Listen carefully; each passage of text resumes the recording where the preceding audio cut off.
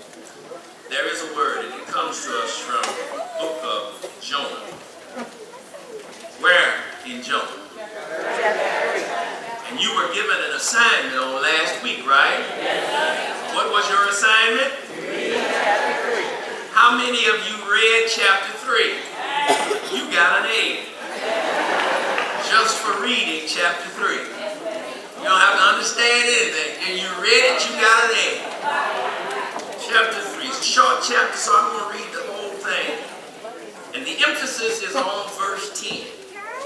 I'm reading from the New International Version. Then the word of the Lord came to Jonah a second time. Go to the great city of Nineveh and proclaim to it the message I give you. Jonah obeyed the word of the Lord and went to Nineveh. Now Nineveh was a very important city. A visit required 3 days. On the first day, Jonah started into the city. He proclaimed 40 more days and Nineveh would be overturned. The Ninevites believed God.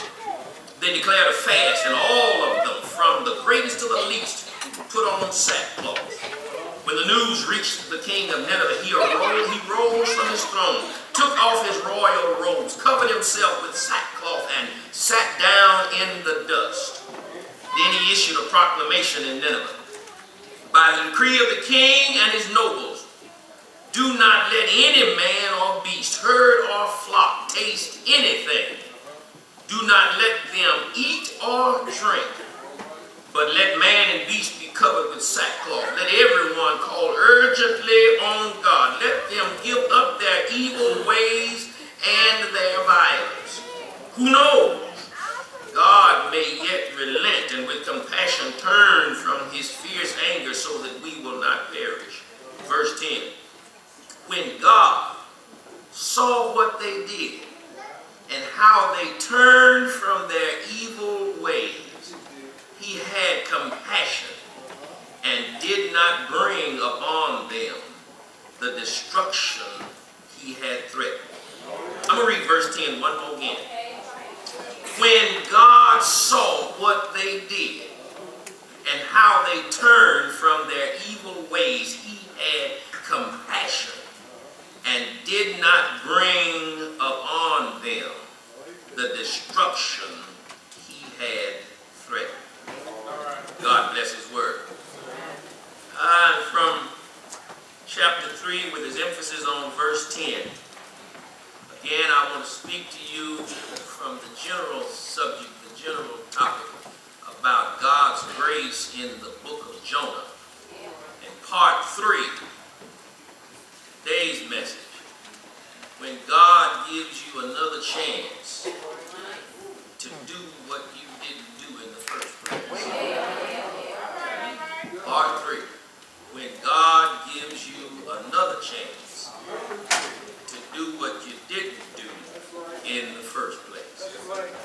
God bless his word. No matter who you are, where you've been, or what you've done, God loves you. For the last 2 Sundays, I've been talking about God's grace.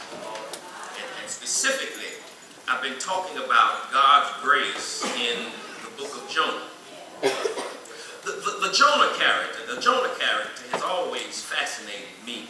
And the more I've learned about Jonah, the more the character has fascinated me. Jonah, as much as any other and more than some, reminds me of just how inclusive God's grace is. Now catch that. Just how inclusive God's grace really is.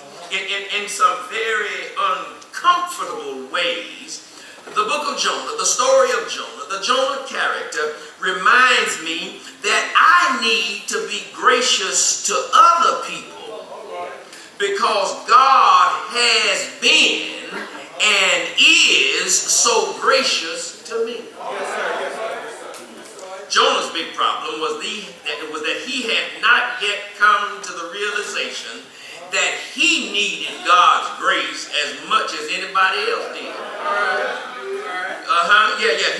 He was so obsessed with his own sense of righteousness that he could not realize that he was really no better than the people that he was assigned to preach to. One of the problems is that sometimes we get to thinking that we are better than the other folk. And you trying to figure out who the other folk are. Jonah was unable to separate his own prejudice from his obligation to do what God had called him to do. Consider today's text. Consider this text. When we were with Jonah last week, he was in the belly of a large fish. He was in the belly of a large fish where he was being incarcerated until he could make up his mind to obey God. You know, remember, I think one of the things I said to you last week, sometimes when you're experiencing what you think is some really bad trouble, maybe God has you in jail. Just holding you until you decide that you're going to do what he wants you to do. While he was in the belly of the fish, Jonah decided that it's better to obey God than to try to run from God. You know, all of us every now and then try to run from God. But how many of you have found out that it's really futile to try to run from God? Because if God wants to catch you, he can catch you, can't he? He can catch you. So while Jonah was in the belly of the fish, he repented. He acknowledged his sin. He prayed. He changed his attitude. And when Jonah changed, God changed some circumstances in Jonah's life. I've been telling y'all for the 22 years that I've been here, quit running around talking about prayer changes things. The design of prayer is not to change things. The design of prayer is to change people. When you pray and you start changing, then you and God can change some things. Notice I said you and God. Sometimes God ain't gonna move until you do your part. Can I get a witness here?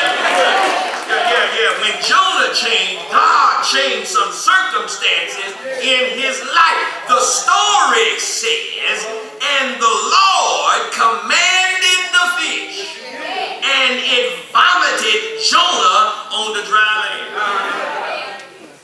Watch this thing now. Watch this thing. I need you to get this. This is about more than Jonah praying and a fish vomiting him out on the dry land. I said it, I alluded to it last week, said it possibly, whatever. And I'll say it again. Don't get caught up. Don't get hung up on trying to figure out whether or not the story is true. That's immaterial. The story has value. The story has value. You wasn't there. You didn't see the fish swallow it. You didn't see it spit him out.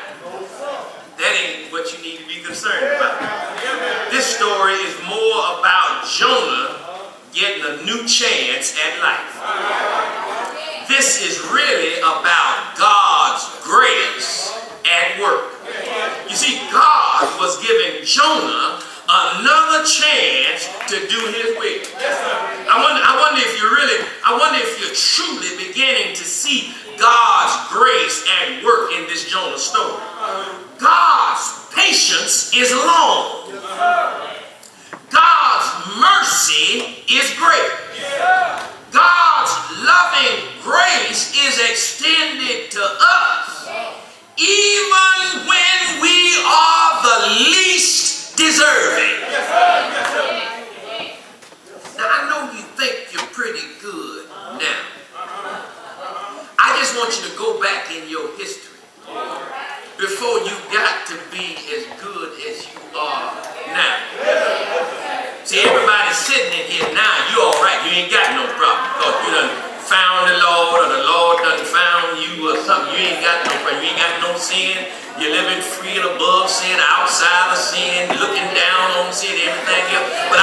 think back before you got to this